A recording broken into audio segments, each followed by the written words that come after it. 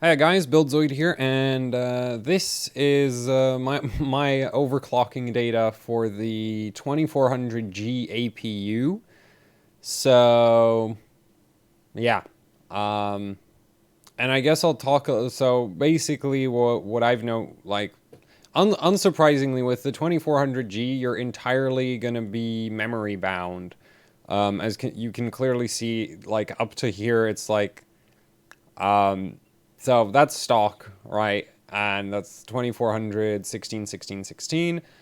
And then all the way over here, we have what you get when you basically just completely max out the memory. That's the best result I had. Also, for all of these actual memory speeds I have here, I did check that they were mostly stable with a 100% run of memtest. Um,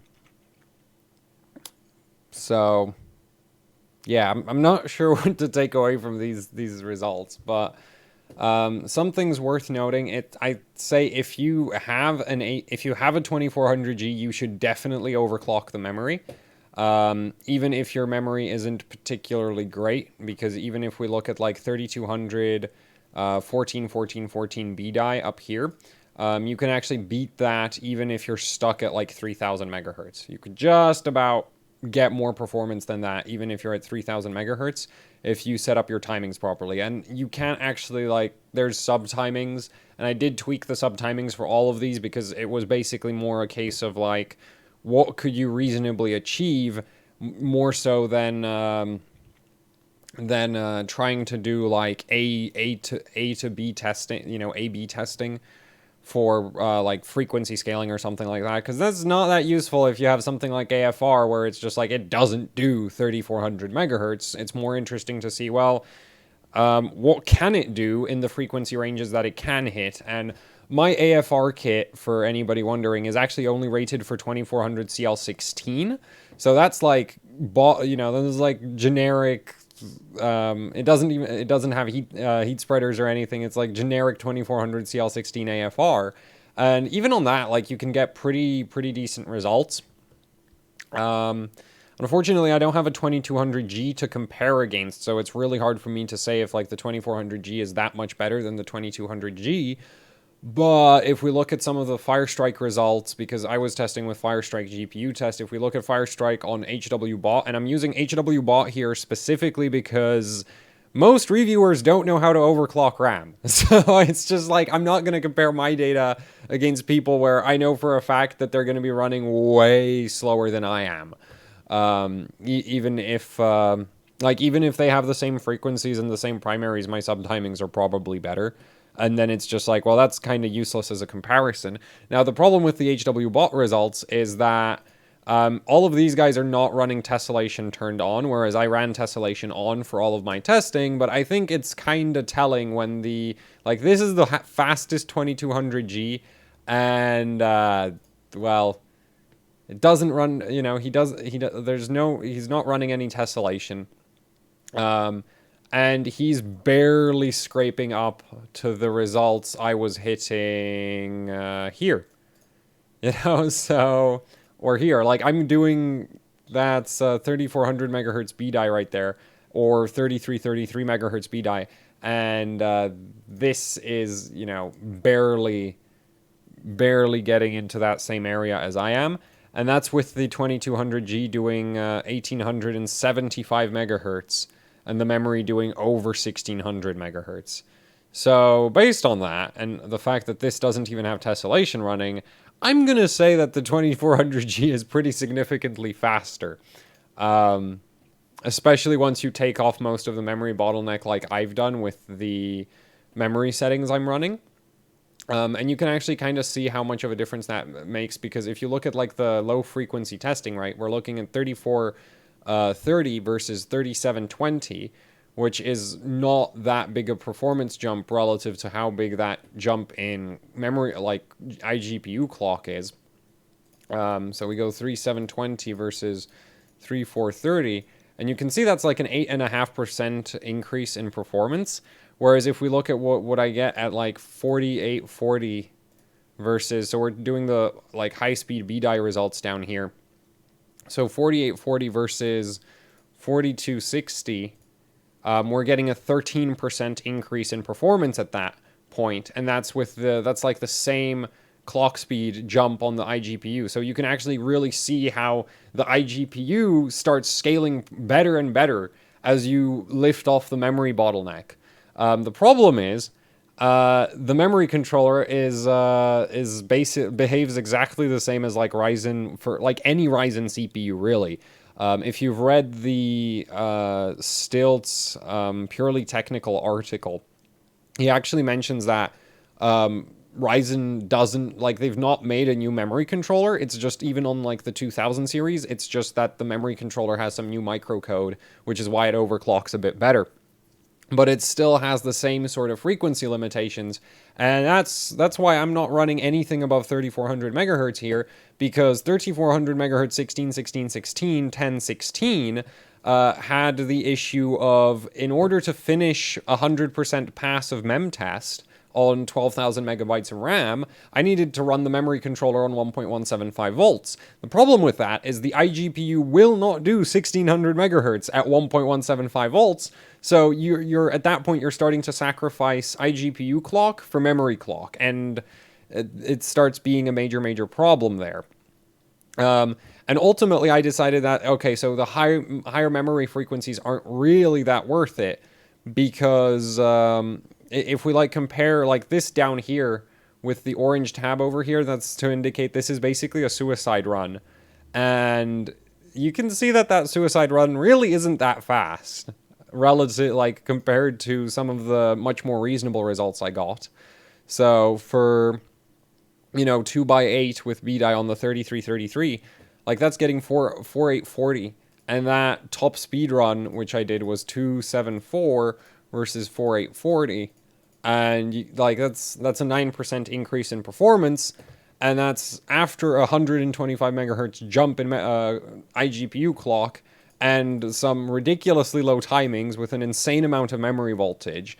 No, this wasn't even remotely stable. Okay, once you start pushing BDI into these kinds of speeds, you basically have to start running what is called shorthand is maxmem, which is a setting in the Windows MS config, which is maximum memory.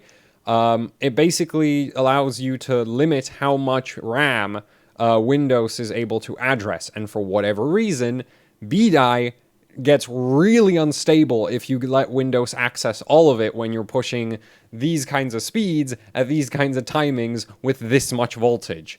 So I was running that with, I think, only like 2.5 gigabytes of memory available in Windows when I was doing that those benchmark passes at these high voltages and the really tight timings. I mean, this probably would have worked with more memory accessible, but that was actually also really slow. So yeah, also, if anybody's wondering about running dual rank is just bad. Because it's very, you lose so much frequency in order to run dual rank. It's ridiculous. Like, you know, there you can see that it was doing like 4510, which for like a stock memory setting, that's really impressive. But EDI goes faster than that. If you just overclock some EDI to like 3266 with decent timings, it'll go faster. And if you actually try to max out a dual rank memory config, you're screwed because the frequency doesn't go anywhere. Like, the system literally will not post above 3200. And you can also see I had to drop the memory voltage there because the memory controller wouldn't actually train if I tried to shove 1.4 volts into it. So yeah, having tons of memory on an APU, bad idea. Okay, it's going to limit your memory overclocking range, and you're not really going to benefit much from it. Yeah. So that's one thing worth noting. And the other thing is, yeah, the memory controller really doesn't appreciate really high SoC voltages. And basically, because of that, I'd say that, you know, if you're overclocking one of these 2400Gs, I would stay around 1.2 volts SoC. I would just stay around there and max out the memory on that. Because yes, if you drop the SoC voltage, you might be able to go higher frequency, but you're going to be losing iGPU clock. And if you go higher SoC voltage, you're going to start losing RAM frequency. And so 1.2 volts, I would say, is sort of the sweet spot, because you're going to have good, like, your memory stability is not going to be a nightmare, and you're going to get, you know, decent iGPU clocks at that kind of voltage. The other thing is if you're on a cheaper motherboard, then 1.2 volts doesn't put that much strain on the SoC. I wasn't actually monitoring power consumption for any of this testing, which it's a pain to do. So it's kind of that. But I know for a fact that around these settings, the like, you start hitting around 200 watts power consumption on the Firestrike combined test. So you end up in a situation where, like, the iGPU is pulling almost 100 watts. And that's not good for your average 3-phase VRM, which is why I was testing on a motherboard with a, like Gigabyte has a 3-phase for their SoC. ASRock has a 2-phase, MSI has a 2-phase, and it's just, you know, and then there's some, like, Asus's freaking Strix motherboard has a single-phase SoC VRM. So considering that the fact that, like, these SoC VRMs really aren't that powerful, and that the iGPU can pull a stupid amount of power at very high voltages, which that 1.4 volts would probably degrade the memory controller if I ran it for long enough. So I wouldn't run that anyway for that reason.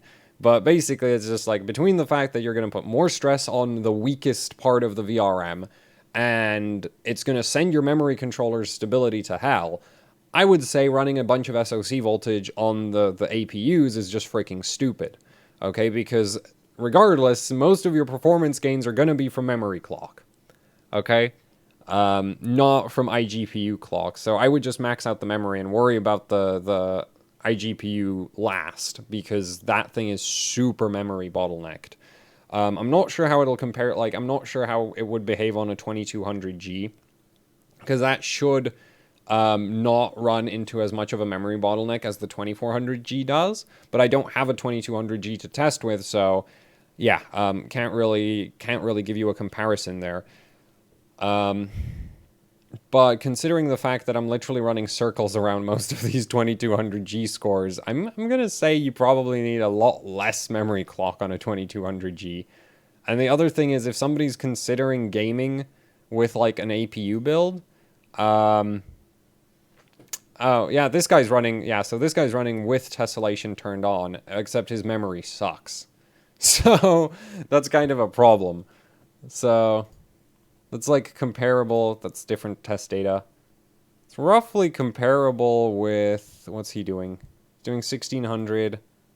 Yeah, so he's about 300 points down versus, okay, well, no, 250 points down on graphics score. So, and that gap just gets wider as you go up in frequency, because that's 3200, 1414. That's auto timings from the motherboard for the rest of it, so this could go faster, I think. Like, it'd be interesting if I had a 2200G to test with, but I don't know. You're looking at a couple hundred points difference, I think, across the board. And that gap might get bigger at the higher memory frequencies, but it's just like, everybody who ran proper, like, high memory frequencies also killed the tessellation, so it just, like, you know, can't compare to those guys. Also, for people running, wondering if single channel memory makes sense, no, it bloody doesn't. Okay, single channel memory sucks. Dual rank single channel memory also sucks. Literally just don't run single channel. It's super bad. This is some previous test data I did on a different motherboard, and it's just, like, it still tells you, like, everything you need to know. Single channel freaking sucks. Okay, like, if you look at my top result, like, this, like, top reasonable result, like, this right here is more than 2 times the amount of FPS that you would get if you ran single channel. Okay, don't ever combine one of these APUs with a single memory stick. What's even worse is, like, that's half the FPS I'm getting. Like, that's actually significantly less than half the FPS of what I'm getting on AFR, which was the slowest memory in my testing. So yeah, do not run single channel. If you want to build an APU config with just 8 gigabytes of RAM instead of, like, 16, then what I would recommend is you try get your hands on a eDie based memory kit. which is kind of like, these tend to command a bit of a premium over your other 4 GB memory kits, but the trade-off is they go fast. So, like they go fast. They're pretty easy to stabilize. Actually, they're really easy to stabilize. That's my favorite thing about EDI, is that it really doesn't complain much compared to some of the other memory ICs. Like BDI here, I had to stick a fan on it. Here, the memory controller's crapping out, and this thing just ran the entire time, which was nice. The downside is, of course, it's lower density, and the timings are looser. But you can still get really, really impressive performance out of it, because that's basically the same result I'm getting on BDI right there. So, like they're right on top of each other. So EDI, if you're planning to do an 8 GB memory build, if you're doing 16 GB of memory, I'm going to say you can get away with just about anything. Maybe. Like, the thing is, I'm not sure if there might not be some memory ICs out there which you end up with, and you're just going to be stuck at like 2933 or something. But out of the stuff I tested, which is AFR, EDI, BDI, even on the AFR, which is doing just terrible, honestly, settings, even by AFR standards, that's really not that impressive. It's still doing if we compare it against my best, reasonable result, you're looking at, 4840 versus 4320, so, yeah, if you went from AFR to BDI, you'd be gaining another 12% in gaming performance, which I guess, if the price difference between, like, your AFR memory kit and the BDI memory kit is 12%, then, you could argue that that is a reasonable trade to do. But if the BDI kit is, like, 30, 40, 50% more expensive, then that's just stupid, right? Because you're not getting 50% more performance, and you would actually have to manually set it up. And also, like, my AFR kit kind of sucks, so you might find that on your AFR kit, you would get even, like, slightly higher performance than what I'm getting there. So, yeah, that's kind of that. Basically, the APU is really all about memory clock. It is 110% about, well, not even memory clock, it's about memory clock and timings, because you'll notice that 3200, 14, 14, 14, here, right, that's losing to, well, that's 3266, so that kind of, but it's a tad slower than the AFR kit, slightly. The funny thing is, it actually wins the Cinebench test, which I think has to do with the Infinity Fabric and the fact that Cinebench uses all of the cores, so it would kind of benefit from having better, like, more bandwidth on the Infinity Fabric. I'm not sure how the iGPU actually interacts with the Infinity Fabric, so it's kind of interesting that, like, AFR is slightly winning the GPU test, and then it's slightly losing the Cinebench test against a higher clocked memory kit. So, yeah, but it's not really clock speed alone. Also, the 3400 here test down here is also kind of a decent example for that, because it's not that much faster than, like, 3266 at pretty loose timings, and it's also not that much and it's actually slower than 3333 at really good timings. So, yeah. Also, one thing that's interesting is that TRCDWR, that's this middle timing right here, on most memory kits will go lower than TRCD-RD. So if you look at, like, if we look at CPU-Z here, right, for this score, then you can see he has TRCD-14. Well, you can actually run the that's TRCD-RD, and then there's TRCD-WR, and you can run WR way down for most memory chips, which is kind of cool. Except, like, AFR doesn't really do it, but EDI, it's, like, that timing has a limit of 8. Like, you can't set it lower than 8, and basically, I didn't even test 8, because it was just like, okay, that's kind of ridiculous. But it would probably go down to that on both EDI and BDI. The issue is with all of the mem tests, that, like, the memory stress testing takes forever, so I didn't really, like, these settings are, I'd say, 90-ish% of a memory kit's maximum performance, not 100%, just because it would take so much longer to get all the testing done. And honestly, even if you like think about like 100%, there's not that much room for improvement, because this is like the suicide run down here. And then this is like the best half-assed run, like half-assed daily run. And there's not that big a gap. Like you could eke out maybe another 100-ish points. Maybe the AFR results could have gone up more, because I actually tested the AFR first, so that's where I had the least experience with like dealing with the memory controller on the APU.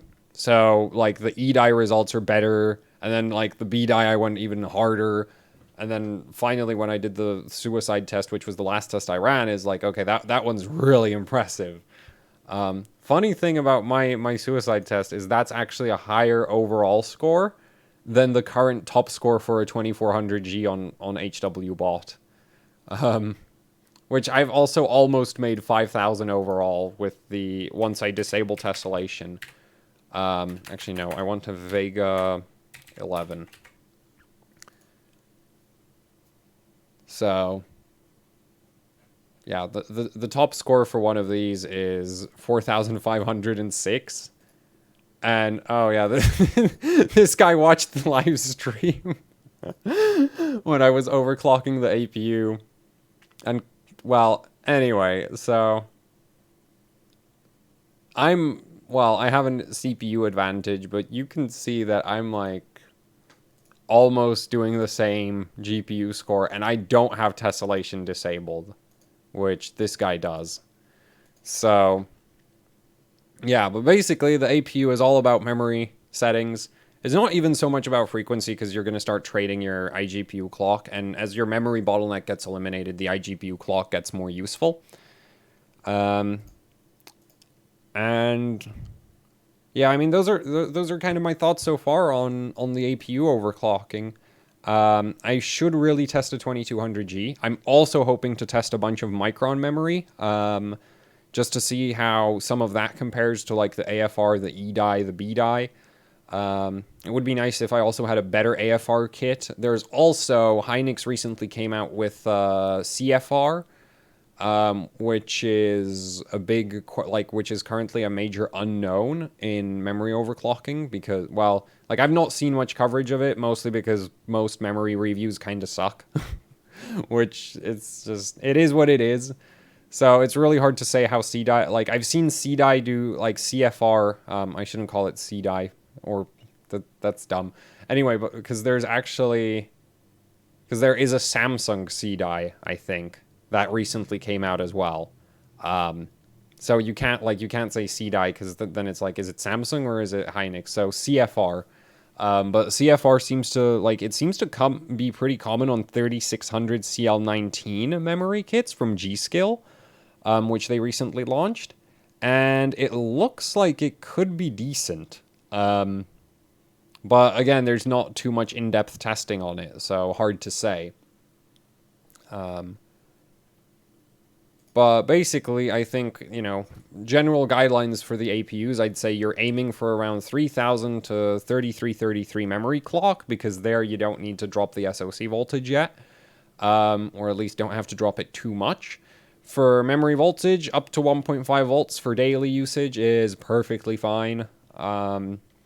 One thing worth noting is B-die is kind of temperature sensitive, so if you're running high memory voltages into it, you might need a fan sitting on top of the memory, which gets awkward inside a case, or you might need to reduce the memory voltage. E-die is cool because E-die doesn't give a damn.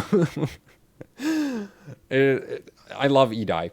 Like, it's slower than B-die, but it's just so much more stable and so much easier to work with that that's like the main reason I like it so much. It doesn't complain.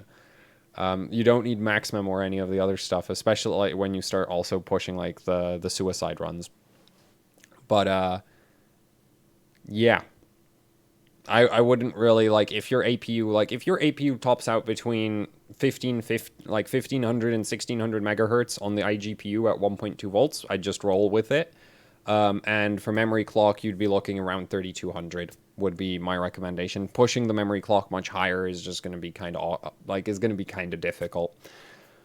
So, yeah, and as for motherboards, so I did all of my testing on the Asus X470 Prime Pro board, and there's a very simple reason. It has a 4-phase SoC VRM, so there's, I'm not worried about hitting the limits of the memory of the VRM powering the iGPU and the memory controller. It has a 6-phase V-core, which is just, the total overkill for a quad-core, for the quad-core Ryzen chip. And it had good memory support and good iGPU support, because the funny thing is, like, on the Gigabyte motherboard, which was what I was originally testing on the Gigabyte board.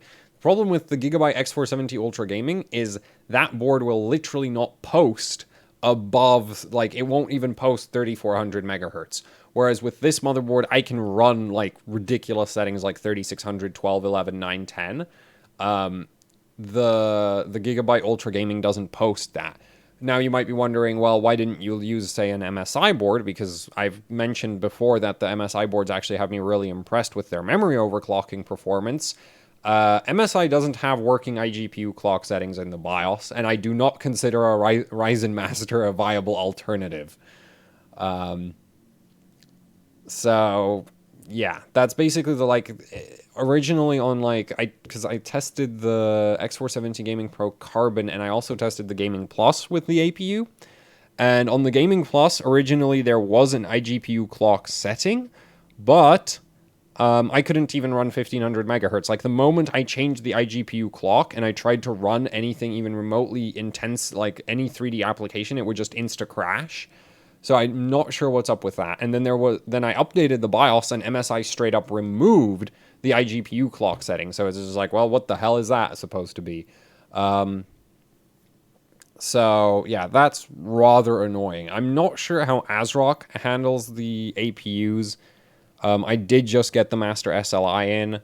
I'll test it. I don't know. There's other stuff I want to test. There's so much stuff I want to test. So I don't know, like, depending on the response to this video, I might get around to testing that, like, checking out the APU support on that thing sooner. But right now, I'm mostly, like, I'm actually not sure what I'm going to do next right now. So, yeah, kind of, you can vote in the comments on what I should start testing next, because I'm more interested in going back to testing the 2700X again, or maybe messing around with the Z370 Gaming 7 board from Gigabyte. Because I've not actually spent that much time with the board, even though it's been sitting on my desk for ages. So, yeah. But as of right now, for APU overclocking, I'm going to say Asus has the best BIOS support. So that kind of sucks, because it doesn't give you a lot of choice, because MSI would be if MSI didn't have the freaking BIOS in the state it's in, where, like, you can't overclock the iGPU at all, then I would honestly say, like, you could totally go for an MSI board, because those had really good memory support. Like, I had no problems booting 3600 on those, or even above 3600 for that matter. The only issue is the iGPU doesn't overclock, so you'll basically get stuck with something like that, because you won't be able to go for above 1240 on the iGPU clock, which is stock. So that really sucks. And then Gigabyte doesn't have particularly great memory support, though, I didn't really push the memory that high, but even like 33 would on the Gigabyte board be kind of sketchy. So, so it's kind of that. We'll see. Maybe Gigabyte has other motherboards that do better with the APU. Maybe on, like, they have a B450 MATX motherboard that could be worth testing with the APU. And since I'm not going to bump up the SoC voltage, they don't need to worry about that SoC VRM not having a heatsink. But yeah, the current state of the APU overclocking support, in my opinion, is just really, really bad. Across the boards I've tested, it's just like Asus is the only ones where it's like everything works the way I expect it to. Admittedly, I've not tried the ASRock. So, yeah, that's it for the video. Hopefully this is useful to you in some way, shape, or form. I don't know. Like, I think it's interesting data. It's just not enough data. And because I haven't tested enough memory ICs and I don't have a 2200G to compare against. But if you have a 2400G, here's what you can aim to hit, you know? That's your goal. Do that. Or really anything between like 4300 to 4800, I'm going to say is viable for a Firestrike GPU score for these APUs. So, yeah, that's it. Thanks for watching. Like, share, subscribe, leave a comment, questions, suggestions down in the comment section below. If you'd like to support what I do here with actually hardcore overclocking, I have a PayPal, Patreon, t-shirts. You can find links to all of, well, actually not links, one link to all of that down below. And yeah, that really helps out the channel a lot. So thanks for watching and goodbye.